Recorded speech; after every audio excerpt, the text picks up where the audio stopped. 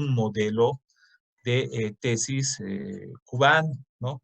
¿Por qué se denomina sustento? Bueno, porque lo que se busca es evidenciar argumentos. ¿Cuál es la diferencia con el marco teórico? En el caso del marco teórico es un encuadre que nosotros realizamos. A veces en el marco teórico no podemos salirnos de ese encuadre, ¿no? No podemos salirnos de esos márgenes que nosotros estamos diseñando. Supongamos que este es nuestro marco teórico. Entonces, si yo quiero, en función de este marco teórico, salirme por la parte de arriba, esto me va a impedir, ¿no? Estos márgenes, ¿no? Entonces, esa idea es la que se tiene del marco teórico, que muchas de las veces te puede impedir en consultar algún tipo de información más. Pero además, ¿qué era lo que pasaba? En el marco teórico se trataba de buscar información y ajustar a este cuadro, ¿no? Entonces, no es agarrar información, colar, pegar y ajustar el cuadro, sino toda la información tiene que tener una fuente de argumentos a favor, de argumentos en contra, pero que nosotros le vamos a dar una estructura de acuerdo a una importancia, ¿no?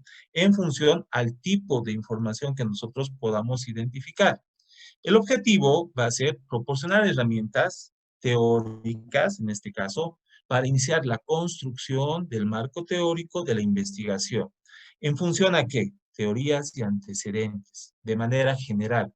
Pero vamos a llegar a teorías y antecedentes de manera específica. Esto va a depender mucho de cómo está planteado su problema y formulada su pregunta de investigación, ¿no? Bueno, entonces nosotros tenemos la base del sustento teórico en función a qué? A los problemas y objetivos formulados. Todo problema y objetivo requiere de una teoría. ¿Para qué es esta teoría? Para interpretar, ¿sí? ¿Y cómo nosotros interpretamos? Viendo la relación que tenga experiencias traducidas en textos, que son teorías, de otros investigadores. Entonces, lo que va a implicar es exponer y analizar teorías, conceptos, investigaciones previas que nos sirven de antecedente. Quiere decir que es un referente y además deben ser válidos, deben ser comprobados. No voy a tomar cualquier teoría que no sea validada, ¿no? Entonces, esto es algo importante. A veces esos procesos de validación, alguna de sus compañeras la anterior comentaba y decía, va a depender mucho de la cantidad de años que transcurran y los efectos que esta cause. Entonces, no podríamos desarrollar una investigación, por ejemplo, efectos del COVID en el desarrollo económico de Bolivia, porque todavía esos efectos no se están dando. O sea, el hecho de que se haya despedido a algunas personas, el hecho de que muchas empresas estén cerrando, reduciendo personal, es posiblemente un inicio. Los efectos se van a ver de aquí al año, a 3 años, a 5 años, e incluso el impacto de esta gestión post-COVID se va a ver de acá a 10 años. En todo ese proceso van a ir surgiendo muchas teorías, pero estas tienen que ser validadas. Si alguien quisiera hacer su tema de investigación vinculado a recesión económica y COVID, pues va a entrar en una situación de una problemática actual, novedosa, pero que recién se está empezando a desarrollar. La validación le va a llevar a esperar un tiempo. Entonces, si esta persona no está muy interesada por titularse ya, podría encaminar. Ahora, este hecho del sustento teórico es un proceso y es un producto. ¿Qué quiere decir esto de un proceso? Que es la continuación de la revisión bibliográfica, que es parte del planteamiento del problema, pero que ya en este ámbito del marco teórico se puede establecer un estado de arte o estado de la cuestión, que es un momento de revisión de investigaciones muy parecidas a la que yo estoy realizando, en la que debo identificar aspectos comunes como el objetivo que he usado, autor X, Y, Z, por lo menos 5 autores a nivel mundial, 5 autores a nivel internacional y 5 autores a nivel nacional. Y revisaré sus investigaciones, revisaré en cada investigación el título del tema, revisaré y extraeré la formulación de la pregunta, los objetivos, el tipo de diseño metodológico y las conclusiones a las que ha arribado. Entre esto, tal vez la metodología, los instrumentos.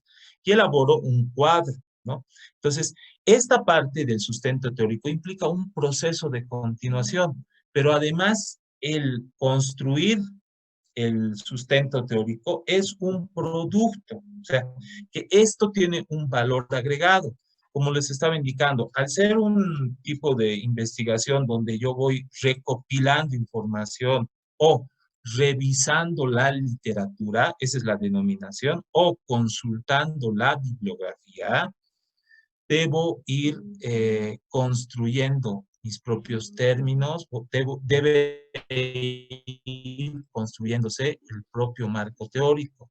No es hacer control C, control V, copy paste. O sea, eso a veces tenemos nosotros esa idea. ¿Por qué? Porque no lo analizamos como producto y o cuando lo analizamos tal vez como proceso, o sea, una tarea más para ir consolidando mi tesis. E incluso decimos, el marco teórico debe ser más denso y dependerá mucho, claro, de la consulta bibliográfica que nosotros hagamos seleccionando la información.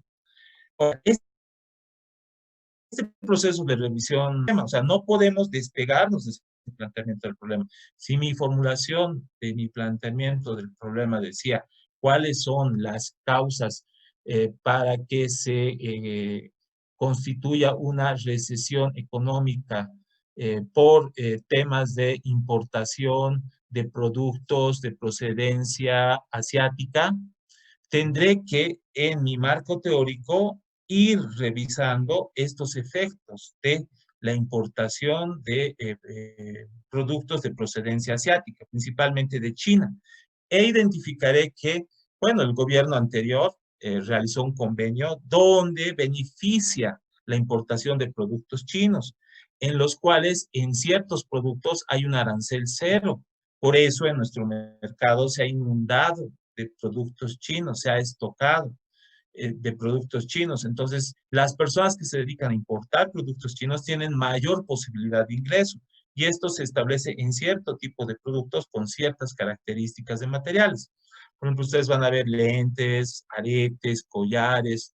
Son productos que llegan a un precio bastante bajo, pero cuando ingresan acá a Bolivia no pagan arancel en algunos casos, en otros es el arancel más bajo con relación a otros productos de otros países, pero esto hace de que las personas que exporten desde China obviamente tendrán que invertir un monto alto, pero llegado acá su producto, ellos se retribuyen 4, 5, hasta 10 veces más, ¿no? A veces en la parte de la práctica, cuando uno va a comprar, le dice, no, casero, apenas estoy ganando un pesito. Nadie gana un peso, 5 pesos, 10 pesos, dependiendo también del tipo de actividad en la que hay una inversión económica, ¿no? Entonces, se tiene que generar ese flujo y usualmente las personas que importan traen pues cantidades grandes, las cuales van ellos acomodando, ¿no? Entonces, esto tiene un efecto que es obviamente a largo plazo, va a depender de el tiempo en que ellos van recuperando su inversión que han hecho. Y esa recuperación de su inversión se va a establecer en función de qué, de acomodar los productos y que las personas a las que han acomodado les devuelvan. Entonces, este proceso de revisión, obviamente, lo que les estoy mencionando ahora es un poco de la descripción del fenómeno como tal. Esa descripción del fenómeno como tal no la voy a extraer de manera directa de las comerciantes que se dedican a esto. Tendré que elaborar instrumentos que me permitan recopilar esa información. Entonces, ¿a qué voy a ir? A investigaciones desarrolladas por otros autores, ¿no? Entonces, en función a esto, la teoría va a ser fundamental y la teoría va a dar un sentido al problema, ¿no? Ahora, si nosotros queremos recolectar información de primera mano de las personas que viven, tendré que utilizar instrumentos. Entonces, en la parte del sustento teórico me voy a dedicar más a revisar investigaciones desarrolladas por segundas, terceras personas, pero que sea de fuente de información válida. Ya con relación a lo que viene a ser la importancia de la teoría, ¿por qué será esta importante? Entonces, tenemos nosotros que basarnos en lo que viene a ser la definición específicamente del término de teoría. ¿Qué nos dirá la definición? Bueno, el concepto de teoría, ¿qué es lo que nos dice? Viene del griego teorín, que es, en este caso, un término que denota acción. ¿Qué tipo de acción? De observar y de ser espectadores.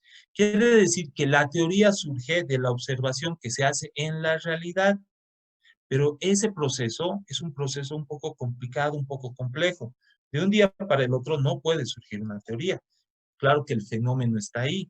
Lo que tengo que hacer es establecer un proceso de recolección de esa información con una finalidad, interpretar el porqué del suceso de esa cosa, analizar manifestaciones. Y este proceso tiene que ser de manera abstracta. Yo voy a hacer la interpretación. Entonces yo voy a establecer una relación. Obviamente no va a ser lo que yo quiera, tendré que sustentarme en una estructura de alguna teoría del pensamiento que esté validada y en función de la cual al analizarla, esta sea reconocida por un colectivo determinado, ¿no? Entonces, ¿por qué es importante la teoría? Porque nos va a permitir explicar teóricamente una situación y nos deja de perder la eficacia. Quiere decir que vamos a poder alcanzar con nuestro propósito u objetivo planteado, ¿no? Que será en este caso el que encamina el trabajo de investigación. Pero además me va a permitir proporcionar principios, leyes, teorías, que en lo que se van a sustentar va a ser en solucionar de manera más eficiente un problema similar o semejante al que yo estoy investigando. Veamos dos ejemplos, ¿no? Con relación a este punto. Tenemos, por ejemplo, ejemplos de una ama de casa con relación al aumento de precios. Veamos el ejemplo del aumento de precios, pero desde dos perspectivas distintas. Una de la ama de casa, con una base en el conocimiento cotidiano, conocimiento vulgar, el conocimiento, si quisiéramos decirlo, popular, que está al alcance de todos, que no necesitas ningún proceso teórico, ningún tipo de reflexión, en el que, por ejemplo, la ama de casa, respecto a la reacción a un aumento de precio, busca otros lugares con precios inferiores. No va a comprar, por ejemplo, no sé, una roba de papa, le dicen una cantidad XZ, entonces ella ve que no le alcanza XZ, entonces va y busca una cantidad Z que pueda y se adecue al monto que quiere. Pero, ¿qué pasaría en el caso de un economista frente a la reacción de un aumento de precio? El procedimiento no va a ser el mismo, o sea, no va a buscar dónde es más barato, sino se va a interesar por lo que viene a ser, en este caso, la teoría acerca del funcionamiento y la causa del aumento de precios. Va a ir a un aspecto de mayor fondo que con relación a una ama de casas. Ella va a paliar ese momento, o sea, va a ver que ese monto que ella tiene le permita comprar, va a ir a buscar algo más económico y que esté al alcance de su ingreso. Mientras que el economista va a ir a hacer un análisis de las causas, ¿no? Posiblemente en su teoría pueda plantear una propuesta que nos permite entender esas causas y los posibles efectos. Su contribución puede ser mayor. En un segundo ejemplo, podríamos nosotros decir, en el caso de la reacción ante el desempleo. Una persona que está desempleada, ¿qué tipo de reacción va a tener? Va a ir buscando un periodo de solución a su problema. O sea, va a ir de repente publicando en el internet o va a ir pegando afiches o va a ir tocando puertas si es que está desempleado. Pero ¿qué haría un profesional? Por ejemplo, un sociólogo. Bueno, él va a tener otra propuesta. Su propuesta de él va a ser igual, interesarse por las causas que generan el desempleo y cómo estos se van a proyectar, ¿no? Entonces va a ir a analizar igual un aspecto que va a ser más de fondo. Entonces, en función a esto, nosotros tenemos que trabajar la noción de teoría que nos permita tratar asuntos que sean provisionales. No van a ser 100% reales, pero van a tener una cierta relación a la situación y el fenómeno que yo estoy investigando. Lo que voy a tratar es de establecer una especie de equilibrio. O sea, no voy a encontrar una investigación tal cual yo la realizo. Van a tener características similares, parecidas en algunos casos, pero incluso también podría revisar investigaciones diferentes, ¿no? Que me permitan encaminar el proceso de investigación. Para eso tenemos que establecer una articulación entre problema, teoría y metodología. En la articulación que nosotros vamos a trabajar, no nos olvidemos, tenemos que tomar en cuenta que debemos priorizar el problema. Primer punto. Este problema no puede estar separado de la teoría y además de la metodología. Tiene que existir una articulación.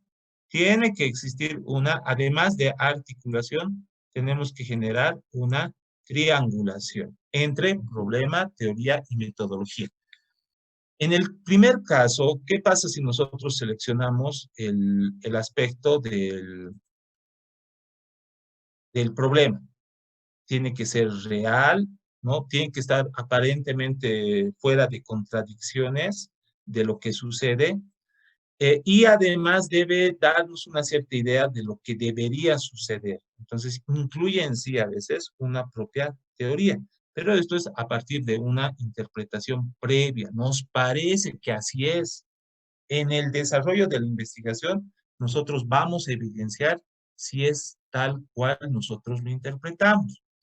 La teoría se va a explicar con claridad en función a lo que se supone que debería suceder, ¿no?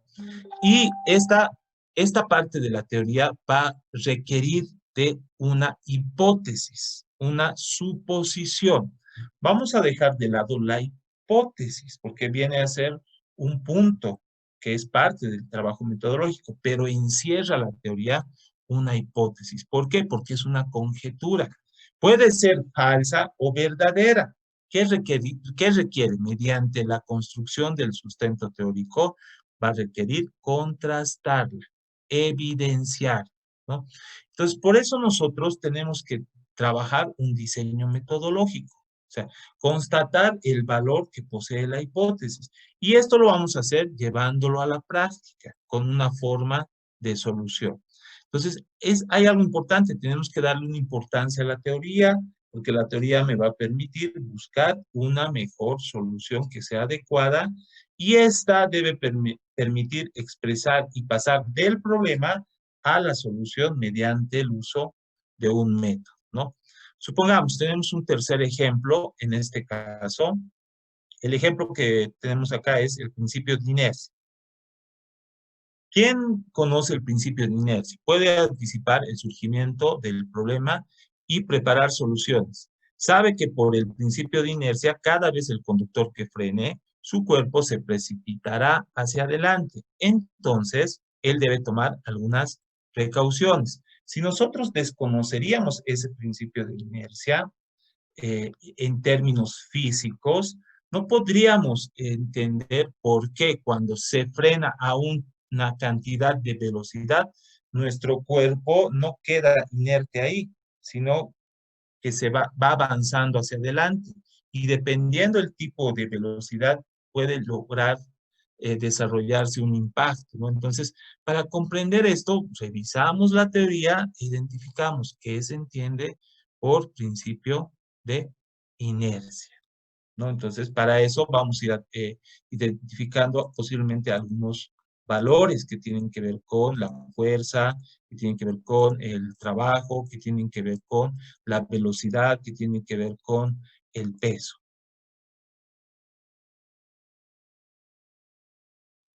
Ahora, además de poder desarrollar este proceso se está compartiendo, ¿verdad? La pantalla. Además de poder desarrollar adecuadamente ese proceso de articulación, El tercer punto es la revisión de la literatura. Es la búsqueda de publicaciones que yo voy a desarrollar sobre el problema que se tiene. ¿Qué propósitos tiene esta revisión literaria? Verificar si el problema ha sido previamente investigado. Algunos dicen, pero ese tema ya se ha investigado mucho, entonces tengo que ver cuáles son los antecedentes, qué es lo que reflejan estas investigaciones anteriormente. Y además analizaré algunas propuestas teóricas para abordar el tema y algunos procedimientos que posiblemente no se los ha tomado en cuenta. ¿Dónde debo realizar este proceso de revisión?